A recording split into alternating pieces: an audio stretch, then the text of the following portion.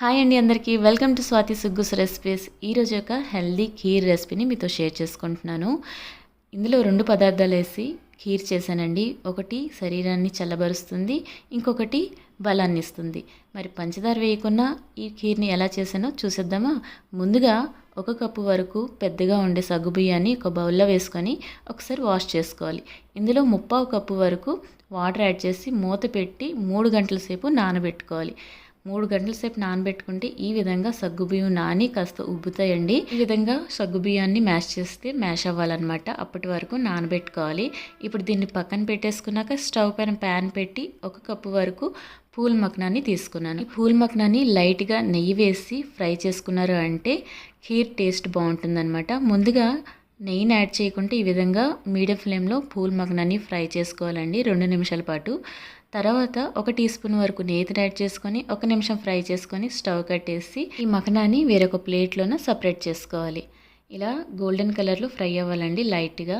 చూసారు కదా, దీన్ని చల్లారనివ్వాలన్నమాట. ఇప్పుడు అదే ప్యాన్లో 2 టేబుల్ స్పూన్ల వరకు నేతిని యాడ్ చేసుకొని 3 టేబుల్ స్పూన్ వరకు జీడిపప్పు పలుకులు వేసాను. మీరు కావాలంటే బాదం కూడా ఇందులో యాడ్ చేసుకోవచ్చు, నేనైతే వేయలేదండి.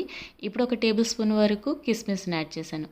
జీడిపప్పులు లైట్గా గోల్డెన్ కలర్ వచ్చేటప్పుడు మనం కిస్మిస్ని చివరిలో యాడ్ చేసుకొని కిస్మిస్ కాస్త పొంగినట్టు ఫ్రై అయ్యాక వీటిని తీసేసి వేరొక గిన్నెలో వేసుకోవాలండి. అదే ప్యాన్లో ఉంటే కాస్త రోస్ట్గా అయిపోతాయి కాబట్టి వేరొక ప్లేట్లో తీసుకొని పక్కన పెట్టేసుకోవాలి. ఇప్పుడు 1 లీటర్ వరకు పాలను తీసుకొని ఒక పెద్ద కడాయిలో వేసానండి. పాలు ఈ విధంగా మరుగు రావాలన్నమాట. బాగా మరుగు వచ్చేటప్పుడు ముందుగా నానబెట్టుకున్న సగ్గుబియ్యం ఉంది కదా, అది ఇందులో యాడ్ చేసుకోవాలి. ఒకసారి కలిపి పెట్టుకున్నాక ఫ్రై చేసి పెట్టుకున్న పూల్ మక్నా కూడా ఇందులోనే యాడ్ చేసుకోవాలి. పూల్ మక్నా వేసాక సగ్గుబియ్యం పూల్ మక్నా ఉడకడానికి 5 నిమిషాల సమయం పడుతుందండి. సగ్గుబియ్యం బాగా నానబెట్టుకున్నాం కాబట్టి తొందరగానే ఉడికిపోతుంది. అలానే పూల్ మక్నా కూడా ఉడకడానికి పెద్ద సమయం పట్టదండి. 5 నిమిషాల పాటు పాలు కూడా కాస్త డిక్రీజ్ అయ్యి ఇవన్నీ ఉడికేసరికి మనకి పాయసం అంది రెడీ అయిపోతుంది. ఈ విధంగా మనకి సగ్గుబియ్యం అంది ట్రాన్స్పరెంట్గా అవ్వాలన్నమాట. మనం వేసే పూల్ మక్నా కూడా పాలల్లో ఉడికాక చక్కగా సైజ్ అంది కాస్త తగ్గుతుందండి. మనకి పూల్ మక్నా కూడా ఉడికే అని ఆ టైంలో అర్థమైపోతుంది.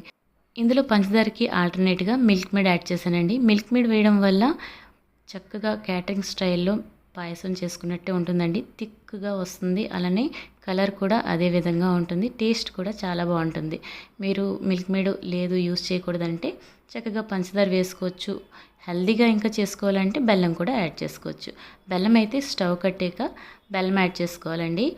లేదు మీరు పంచదార వేసుకోవాలంటే ఈ టైంలో వేసుకోవచ్చు. వేయించుకున్న డ్రై ఫ్రూట్స్ని యాడ్ చేసి 2 నిమిషాల పాటు ఈ పాయసాన్ని ఉడకనిచ్చి ఆ తర్వాత స్టవ్ కట్టేసారంటే కూల్గా సర్వ్ చేసుకోండి. చాలా చాలా బాగుంటుంది. డిస్క్రిప్షన్ చెక్ చేయడం మర్చిపోకండి. అందులో బోల్డ్ అని ఖీర్ రెసిపీస్ లింక్స్ ఇచ్చుంటాను. అలానే చూసిన వారు లైక్ చేయడం కూడా మర్చిపోవద్దు. మరొక టేస్టీ రెసిపీతో మళ్ళీ కలుద్దాం. బాయ్.